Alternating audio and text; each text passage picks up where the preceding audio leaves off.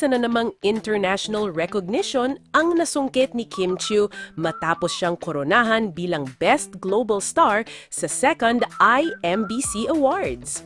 Malaking bahagi sa tagumpay na ito ang kanyang fans na walang sawang bumoto at naglaan ng oras para maitaas ang pangalan ng aktres sa online voting.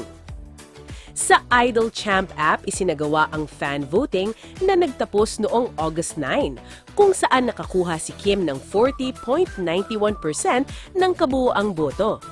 Agad namang nagpasalamat ang Chinita Princess sa kanyang supporters na tinawag niyang malaking bahagi ng kanyang panibagong achievement.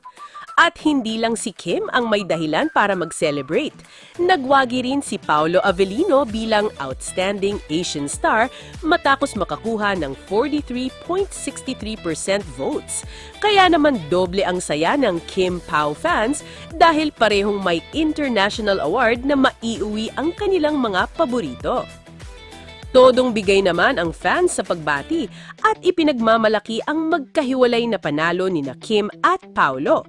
Para sa kanilang supporters, isa na namang itong patunay ng lakas ng kanilang fandom pagdating sa online voting.